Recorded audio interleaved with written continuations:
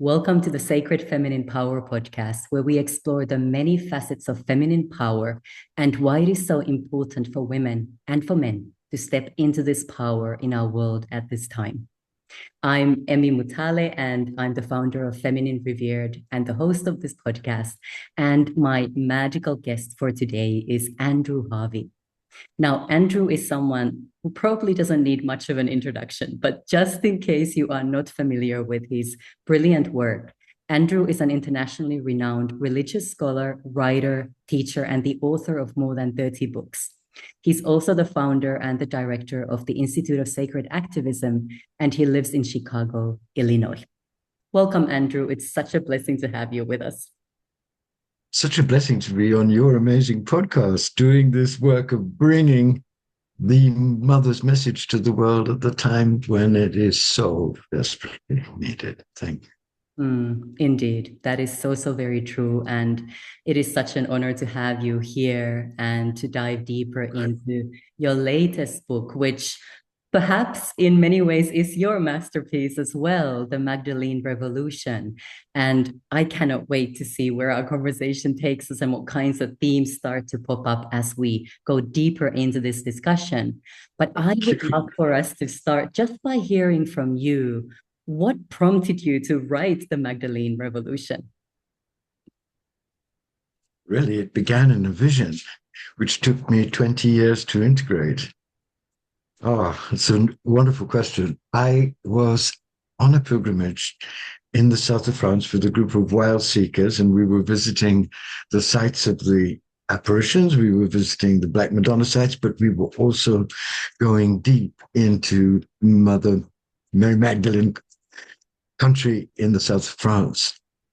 And I visited the cave where she's said to have spent 30 years of her life, the last 30 years. And I came out having been irradiated by this great peace. And I read what the Catholic Church had said about what she was doing in that cave. And basically, it said that she was fairly miserable and being very unhappy about her life and getting very penitent and praying for grace. And I was furious. So how on earth could you imagine that the woman who'd been closest to him, and that's in the Bible, you don't have to invent anything else, and had seen him resurrected, blazing with divine light in the garden, how could she have spent the last 30 years of her life in misery? And I started to walk down the valley, really angry at this writing out of this magnificent woman, and the writing out, too, of the potentially amazing work she must have been doing in that cave.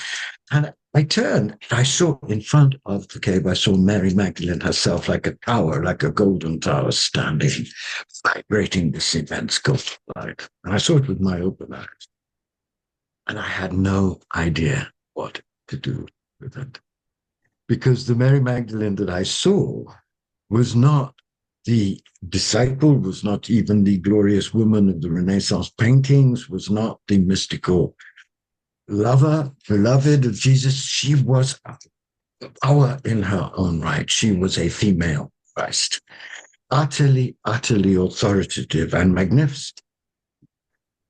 That vision went very, very deep, and it was the busiest period of my life, but I kept quietly looking in the old traditions and the old mystics and the old texts for something that would begin to evoke what I had experienced. And of course, I plunged into all of the Gnostic Gospels, which have been revealed from Nag Hammadi, which show us a very powerful, very magnificent Mary Magdalene from many different angles. And then I suddenly realized about 5 years ago that the time had come, that it was really important to rewrite the story, to bring her back to the very center of the story where she belongs, and to offer a vision that is not only a vision of her in her fullness, her brilliance, her passion, her courage, her warriorship, her wild heroism, but bring him back in a different way, because once you see them as a sacred couple, then you realize very great truths about Christ consciousness, about embodiment, about the necessity to incarnate, to bring into your body your deepest feelings, your deepest passions, your deepest truths, and allow them to be divinized, allow them to be made as magnificent and as beautiful and as holy and as transformative as possible. So it's a revolution, the book I've written. It took me 4 years. It was agony, it was ecstasy, it was total bewilderment. But I know that she gave me this book to give to others. And I know that those who come to this book will be irradiated by the full beauty of the sacred marriage between Jesus and Mary Magdalene and the amazing beauty that it opens up for us. The beauty and the joy of ourselves becoming incarnations of the marriage of the masculine and the feminine, born into our own human divinity in and through the mother in the sacred marriage, to rise to the challenge of this time. And instead of being victims, and instead of being miserable, and instead of hiding, claiming the fullness of who we are, the children of the Father, Mother, and coming together to birth a new world of justice and harmony and compassion and celebration of the body and celebration of the deepest affections of the heart and celebrations of divine sexuality. How amazing that at the moment of our most terrible pain and disaster, we're being offered by the mother the richest, the most glowing, the most joyful, imaginable revolution through the return of Mary Magdalene to the heart of the revelation of Christ consciousness. It's an extraordinary thing, and it's open to everybody. It's not, you don't have to be a Christian. You just have to want to discover who you are and just have to be in love with the mother and know that the mother side of God has immense secrets to give you, and this book is for you. Beautiful. How do my words sit with you? I'm so excited about this book. It brings together everything that I care about in my whole life. And it brings together a vision for everyone, because the core of the book is the revelation that Mary Magdalene and Jesus didn't come for themselves. They didn't come just to experience great emotional and enlightenment truths. They came to create a new world. They came to birth the kingdom on the earth. They came to help people wake up to who they really were and are, the glory, the incredible beauty and joy of being in your mind, heart, soul, and body divine. So that instead of being slaves of convention, slaves of culture, slaves of patriarchy, slaves of hunger for power and money, human beings could become aroused by their own inner magnificence and each other's magnificence and come together in joy, facing an extraordinary crisis created by the lunacy of forgetting who you are, to really do something unbelievably beautiful for each other and for God, and to birth a new humanity that is consciously human and consciously divine, like Mary and Jesus were, and also filled with the same sacred powers that they were showing us were ours to claim and to put into fiction with trust and joy. And what more important message could there be at this moment when we're seeing the effects of everything that we have forgotten we are erupting everywhere, the darkness, the craziness, the violence, the destruction of the environment. And also, this time is returning the Magdalene, the full force of the divine feminine, to show us there is a completely different way which blesses us, which welcomes us, which ennobles us, which makes us friends with our body and our sexuality, each other, whatever tribe, sexuality, country we come from, and helps us birth not a new religion, but a completely new human experience, a divine human experience from the heart, blessing the feminine in all of its manifestations and dedicating all of our tremendous powers to the protection and honoring and celebration of the embodied Godhead, of the mother that we are essentially radiantly part of at all times. Bringing that back has been my life's passion, because as a person, I've experienced the enormous blessing and grace and freedom that comes when you do. And when you've experienced that, you want to bottle it everywhere, give it to everyone, because if only people could experience how loved they are by her, by the mother force of the universe, if only people could experience how holy their bodies are, how that this is a temple of the divine spirit. The divine spirit is incarnating itself in every cell, in every muscle, in every bone, in every hair. We're not victims, we're not passing facts, we're living incarnations of the Father, Mother, of the divine light and its power to create everything.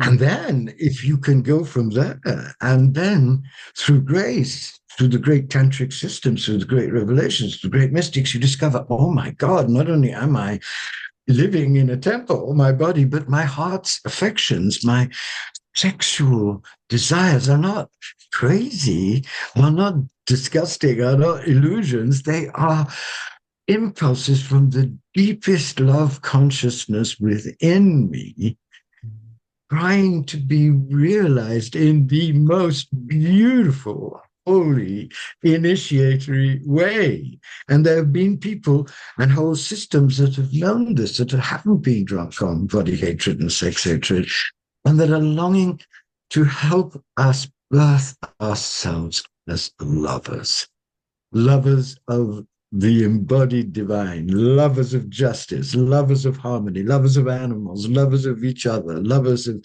sacred friends, lovers, tantric lovers of each other, lovers of life, willing to bring the fullness of our whole being, protect life at the moment when it's so desperately needed. Yeah. That's the message of the Magdalene. Her life, that's her witness. How does it sit with you? What is what I'm saying? Does it reach you? Does it move you? Does it excite you? Absolutely. I'm resonating 110%. And the passion that you are speaking with is coming through the pages of the book in a beautiful, powerful way as well. And I shared with you before we started to record that as I've been reading through the chapters of the book, I've been in tears of joy, alignment, and bliss and pleasure many, many times. And I worked closely with Jesus and Mother Mary. And it was, in fact, Jesus who led me to the divine feminine many, many moons ago. Oh, yes. Who took me there. And of course, as for me, as much as I have always connected her as the sacred companion of Jesus, there were bits and pieces that were not quite sitting right for me yet. And reading your book, Andrew, has just grounded it, anchored it, just brought it home in a powerful way. And that you should be a woman and saying that to me as a man, that is the most wonderful thing you could say. Because, I feel very linked and united to Mary Magdalene, but I know that I'm a man, obviously. And it gives me the greatest imaginable joy when a woman I respect says, oh my God, something came clear to me about her through your work. That is the highest joy that I could experience. Don't know whether this is true, but I think that there are three ways in which the picture that I've given of Mary Magdalene is different. And I think this is very important. Mm-hmm. The first is that it is a complete return. It's not just the return of a sweet disciple or even a magnificent consort. It's the return of a fully empowered, fully authoritative female Christ co-equal with him. Yeah. So this isn't an adjustment. This is a revolution, a kind, tender, but profound revolution. The second is the same, but put in a different way, and that is that the return of Mary Magdalene to the story is the return of the full feminine. It's not just the return of the tender, loving, cherishing, deeply creative, nourishing feminine. It's the return of the fierce feminine. It's the return of the warrior feminine. It's the return of the woman who claims her grand sacred authority and is deeply hurt when it is betrayed and people don't listen, but nevertheless continues in her own ability to do the work that she is meant to do as the female Christ, of knitting the resurrection light to the whole of matter. A vast job which she did in silence and not known and not heralded. The third, and this is really important, is that if you look at the tantric systems of Buddhism and Hinduism and Taoism, and they're all extraordinary, they have great truths, they have great gifts to give us, but they are all about personal liberation. They're all about having the most extraordinary, complete experience of your human divinity that you could have, and that's a wonderful thing. But there's something very different about what Jesus and Mary are up to. This is not about their own personal liberation, although, as the book shows, it immensely expanded them both, their relationship. They are after the transformation of the world. They are after the birth of a new humanity. They are after a new creation. They are after a new humanity re-experiencing itself at the deepest levels and coming together to build something amazing for God on earth. And that difference between a vision of, oh, I'm entitled to the most amazing visions and I want to have the most incredible experiences while I'm in this body, of what it means to be the child of the Father, Mother, that's wonderful. You should want that. But what Jesus and Mary are saying, that's just the beginning. It's the fuel for the revolution. That will give you the joy, the strength, the wisdom, the clarity about what life really is. But you can't just sit there and enjoy it. It has responsibilities. Look at what we got up to. We risked everything. We gambled everything. And we were broken and baffled and despairing as you are, but we went for it because we were infused with the divine passion of the divine feminine to change everything for everyone. So I think perhaps those three may be what really focuses the feminine through Mary Magdalene. We can't have any repetitions now of the patriarchal feminine, the good girl who's just there to sew and cook and basically indulge the narcissistic karmic madnesses of the boys' club. That is a version of the feminine we've finished with. It cannot. Well, we cannot have also the sweet, silly, gentle, dancing in the long grass feminine that has been taken up by some advocates of the feminine, because the feminine is being destroyed. The earth is being raped. The children are being mangled. The Gaza is an atrocity. The Ukraine is burning. Sudan is in terrible, terrible shape. We're looking at the mother bleeding, burning, being desecrated. We cannot, if we are lovers of the mother, not respond. But how we respond is everything. And there again, the feminine has great truths to show us. And that's part of why I wrote the book. Because one of the things I've learned from Mary Magdalene was that when she was rebuked and turned down and written out, and her great wisdom was not heard by the disciples, as we know from the Gnostic texts now, she didn't respond with rage. She didn't lacerate the disciples. She didn't draw into her full Kali and said, you know nothing about him. I know him better than you do. How could you possibly tell me that I know nothing? That was not her response. Her response was so extraordinary. It was to weep. Oh my God, why did she weep? Was she weeping because of frustrated anger? Maybe a little. But I think why she was weeping is something so much more beautiful and so much more extraordinary. She was weeping because she realized that their refusal to open to her and to the divine feminine she represented was ensuring for them a very limited vision of who Jesus was, of who the whole what the whole adventure was, and therefore they would get so little of the immense wine that this experience had actually poured out. They'll just have a few beakers of it, sipping it in their dreary cells, hating their bodies and their sexualities, instead of the full golden glory of being a divine human being, able to love divinely with your whole being and your whole body and your whole sexuality. And her grief at that is what I believe is the real response, not to waste time on resenting the past, to give everything to birth the present, the beauty, the joy of the present, of the mother-father's union in you, so that people can become excited and thrilled. What is keeping you going so joyfully in the middle of such obvious madness? What is it that you are on? Can we please get on it too? And the answer, of course, is yes. It just requires opening and realizing that that glorious vision is actually our inheritance, our true inheritance. And that's what I tried to do in the Magdalene Revolution. Mm.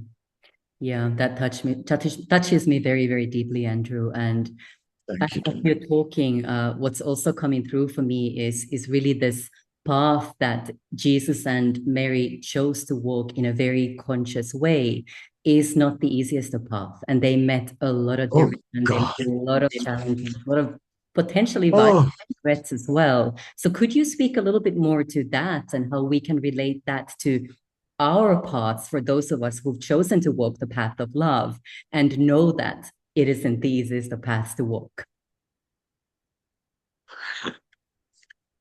Well, you know that the path of love is the hardest path to walk. Because once you allow the love of the mother to open your heart, what you experience is unbearable tenderness for all beings and unbearable suffering at the cruelty that the systems we have in place inflicts on all beings. So one of the reasons why people are terrified of the sacred feminine is because the love that you will experience when you experience the love of the mother side of God for you and for everyone else is a love that will shatter your heart open, and a love that will impose on you deep responsibilities, because you cannot unsee what your heart feels. You cannot unsee outrage. You cannot unsee, oh my God, how dare they treat women? How dare they treat? How dare we continue to treat homosexuals like this? How dare we be humiliating transsexuals who are carrying so much suffering, but also so much wisdom that we need? How dare we continue to be so blind to the madness of exploiting an environment which, if we destroy it, we'll be destroyed? How can we go on? So waking up to that responsibility is very crucial if you really love the mother. Then, if you truly love her, you have to stand up. You have to really do two things. You have to ask yourself, what in all of this madness breaks my heart the most? I must do something about it. You have to become a sacred activist from nonviolent but profound love, working for a cause you believe in. But then you also have to, I believe, realize that love doesn't mean anything unless you're prepared to stand up for it and voice your truth. And I'm thinking today of Minnesota and of Minneapolis, of ordinary, extraordinary people just saying, we cannot accept this. That was the mother in that breakout. And many of them were mothers. I've been watching the TV, I've been watching these unbelievable, ordinary, extraordinary women say, we're not going to allow this. We're going to come out in the cold. We're going to stand with each other. We don't hate the ice people. We know that they're bewildered and they're chaotic and they're doing a job very badly. We know that, but we don't hate them. What we do love is community, is truth, is our compassion for each other, is helping each other, and we're going to stand up. That's the mother. Anything less than that is not the mother. Mary Magdalene stood up. She married a man who was a marked man, who was being threatened by every conceivable authority. She knew that she could lose him very, very soon. She knew that she was married to somebody who would die when she loved him and also would put her own life in continual danger because he was the most dangerous man in Israel, because he was standing up to the craziness of both the Jews and the Romans and the whole patriarchal vision. So to all of us who are really hungry to become advocates of the mother and aligned with her, this book is a tremendous invitation and a tremendous challenge. It's an invitation to open to the glory of what we can be. And then it's a challenge to act from that glory together, to change the entire landscape of the planet before we destroy ourselves. Yeah, that's the It's a thing. revolution. It's not a cruel revolution. It's not a harsh revolution. It's a revolution of joy, but it's also a revolution of responsibility in and through joy and love. Yeah. I think everybody recognizes that, though. I'm sure everybody listening knows what I'm talking about, because if you just ask yourself one question, how do I know when I'm loved? You know, because somebody's showing you, right? So the mother is asking us, how do I know you really love me? And the way you show her is by standing up for her love in action, in every part of your life, and risking what that means. And you won't always be loved for it, but you will have an immense impact by your sincerity and your passion. People will, even the people who have opposed you, will come to see that actually you're very loving and full of joy. And why are they opposing you when they could actually be living a much fuller life? So very true. And I love this idea of when you are dedicated and devoted to the mother and you are walking the path of love, there is something about you, there's this radiance that just simply shines out of you, and there's the message without words almost. It's joy, isn't it? And you meet it. I travel a lot, and I'm sure you've traveled. The amazing joy you meet in the streets of the world, especially in the desperate places. I was born in India, spent a lot of time in very harsh conditions in India, and the amazing people I meet, the visionaries, the people who know God is real, the joy. It's living in the mother is really living in the fullest imaginable joy with all the agony that means. That is what it is to be beloved. And I think it scares people sometimes because of the intensity of the emotional depth that you come to incarnate if you're truly her child. But I think after a while, people get very excited about living so completely and fully and realizing, oh my God, this life is not a prison sentence. This life is an invitation to the feast of becoming divine yourself and then sharing your unique divine gifts and creativity with other people to build a new world. What more exciting vision could you have of yourself? It requires courage, it requires persistence, it requires the ability to suffer, it requires accepting that love will involve suffering. It requires standing up and getting deeply disgusted by the false marks that people want to put on your face. It requires all of that, but most of all, it requires opening to joy and letting joy guide you and not being depressed by the horror, but understanding at the deepest level that the horror is the birth pangs of a new humanity if you learn its lessons. And she will help you, and she will help you incarnate the yes that destroys softly and definitively the no of the great dark powers that want this adventure over. Absolutely. Beautiful. Well, Andrew, in your book, you talk about the seven marriages of Mary Magdalene. And I would love to talk to you about every single one of them. But the one that I'm really drawn to at the moment myself, the one where she actually passes on and then unites with Jesus in this cosmic presence, this expansive, beautiful, powerful cosmic presence.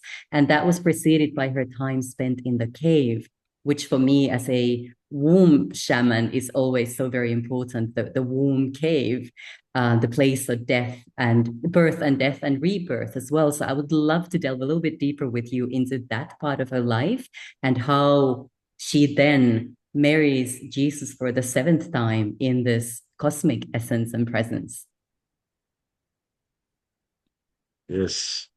At the core of my book is this vision that I was given by a great mystic, Mary V, in Paris, about the 7 marriages of Mary Magdalene, that she herself, Magdalene, had come to Mary V to tell her about. And fundamentally, this vision is a template for what this extraordinary depth of love, if we can find it with another human being, the deepest level, can do for us. It can put us into the stream of endlessly expanding sacred relationship with another human divine being. And that's the template that they're offering. But of course, what Mary and Jesus did was at such a cosmic level, because they came to not to create a new religion, but to birth a new force of love, an embodied divine tantric love force on every level that could be the fuel for a revolution of human life. That was their deepest mission. And what happened to her, if you could just put it in sentences, it's so overwhelming what happened to her. But what really happened was that when they met, they both recognized that a new unit, a new vision had opened. And he and her went into the desert. They then came out and they married. And then she went through those first terrible, difficult years of him being attacked endlessly, them having to flee in the middle of the night, the hatred of the Romans, the hatred of the Jews, the real difficulty with the disciples, everything. But this extraordinary truth being evolved in their love, in their work, that showed them that it could be possible to birth a new creation through annihilation, through crucifixion, a resurrection that would come through a great death. And then you see the two of them moving towards that, how she is participating in every way from within him to help him understand what it will mean finally to be torn apart and remade. That's why she anoints him. She anoints him with the mother mysteries, because he's going into the mother mysteries of being completely torn apart to give birth on the cross to a new creation. So they live through, my God, the passion, the crucifixion. She's with him. She's helping him.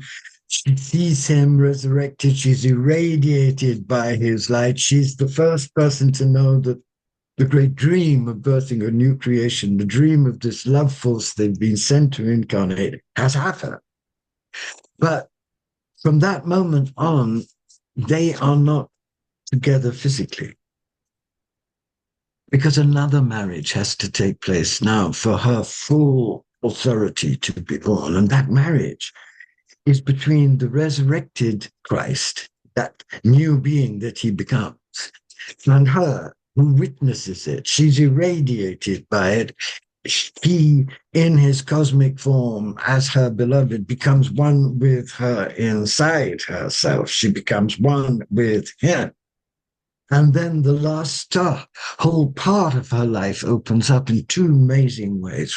First is that she gives her first great teaching a week after he resurrects, the teaching that's in the Gospel of the Beloved Companion, which is a monumental teaching of a female Christ about how the full ascension process works and what happens, the full union with the Divine Mother in the core of reality. It's the first teaching like it ever given. It's monumental. Then she goes to France, where she exercises the power of a female Christ. She heals, she does miracles, she speaks, but then she goes into the cave, because what the inner marriage with the cosmic Christ is revealing to her is that the work that must be done now is the marriage in her own body of all of the cells and muscles of her body to the resurrection light. He explodes that light. He ascends into cosmic unity. She remains to ground that light, to knit and weave that light into her human divine being so that it can become part of the human universal DNA, and to weave that light also into the nature around her, that it is a light, the resurrection light, that is destined not only to transform and transfigure human beings, but also to activate a monumental evolutionary shift in the matter of the universe, as Teilhard de Chardin talks of, and as other great Christian mystical revolutionaries have talked about, that the resurrection is the birth of a new creation, as well as a new kind of human being. And that is what she's doing in the cave in silence, as the woman who is the completion of completions, the female Christ who has lived out this complete arc with married internally to the cosmic Christ.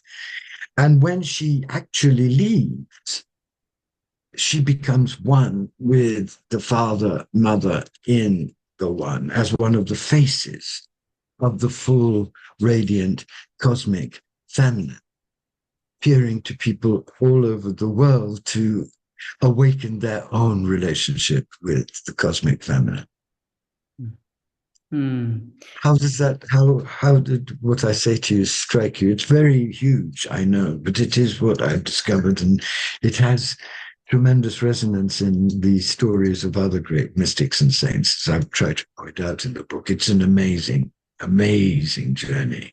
No, it absolutely is. And what I find so beautiful about it is that it is available to all of us. And Jesus and Mary Magdalene made it possible through their flesh and bones union, their tantric revolutionary union, and lived a life as both completely normal yet extraordinary human beings, and recognizing their own divinity at the same time. And that is recognizing everyone else's, and healing and loving and celebrating and teaching such glorious truths. What's so amazing about Mary Magdalene, I don't know if you come to that part in the book, is that after all she lived through, after all she went through, her teaching remains utterly hopeful and joyful. And that what characterized her teaching. We don't have much of the teaching left. We have the great, extraordinary transmission in The Beloved Companion. But what we see from excerpts in the Gnostic Gospels is that she was absolutely, resolutely concentrated on the birth. She was concentrated on transfiguration. She was concentrated on joy. She was concentrated on helping people be empowered by their divinity. She could see the world was burning. She'd been through everything, but she'd been through so much that she knew that the only thing worth giving everything to was the great yes that she herself had experienced, and longing to communicate in every way to everybody came to her. Such an extraordinary teaching for us on multiple levels, isn't it? It's not merely that she lived this amazing life, but that she's also coming back at this time of our crucifixion and our danger to say to us, don't be paralyzed by despair. Don't waste your energies on savage, violent resistance. Dedicate yourself to being born a divine human being in the divine feminine and the masculine in the marriage. Give everything you have to the birth of a new humanity, and then pour yourself out in acts of love and nonviolent resistance and joy, and model the new life to give people the courage to come and claim it for themselves. What a comprehensive teaching for us. Absolutely. And so needed in these times of change and transformation. And as you put at the end of your book, she is the grail. She is the grail that we are searching for. Yes. We all have this grail inside of us, in our womb. She's the grail. She's the first grail, saying to us, "You're the grail too. You are the grail." And Jesus says, of course, I don't want the grail to be found because I make it into another object and talk the usual rubbish around it. What the most important revelation that she's bringing back and that the divine feminine is bringing back at this time is that what we are looking for is us, is the true understanding of who you and I are. The true understanding is mind-boggling. It's in what Kabir says. It's my father is the absolute Godhead, my mother is the embodied Godhead, and I am their divine child, dancing for them both on their burning dance floor. Well, that's a fairly extraordinary. That's a fairly extraordinary dignity, isn't it? Absolutely. That's the That's potential. what the mother will reveal to you, that you really are that. You're crazy, you're ragged, you're human, you've got your karmas and your traumas, but actually you are also the full enchilada, the full divine. And that is so strange, but it's so amazing and it happens to be true. And when you discover it, you also discover, of course, that everyone else is the full divine. So you can't feel too innocent about yourself. But you feel tremendously joyful that you have that truth alive in you. And it gives you courage. It gives you the ability to stand up and it gives you too the tenderness towards your enemies. You don't hate your enemies. Why would you hate somebody who just hasn't had the grace of understanding through the divine how amazing it is to be a human being? Yeah. And to be connected to all living beings on our planet, seen and unseen. Yes. Connected directly, not intellectually, but viscerally, humanly. Have you ever had a pet? Have you ever had a great love? Yeah, yeah, Cats and dogs. it's the My most life. amazing. Mine too. I had a 17-and-a-half-year-old marriage with my cat, and the rapture and beauty of what you can experience on this planet with other beings, not just human beings, but animals too, especially, in fact, animals, is so extraordinary. Why are we wasting ourselves in creating lives of misery and exhaustion when with the revelation that we have, and it comes from so many angles. I brought it in this book, in the Magdalene Revolution, but so many others are working on bringing back the divine feminine from different places. We've got to get with this. This is the only way we can live in the kind of joy and energy that we need to at this moment.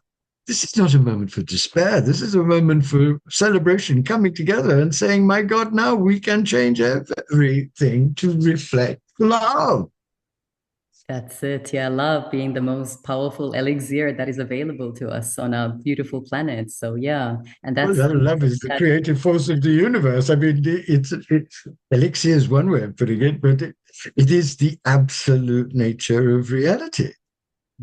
So, of course, if we align ourselves with it, we're going to be not only much more joyful, but much more effective and much more helpful and useful to everybody else that we love so.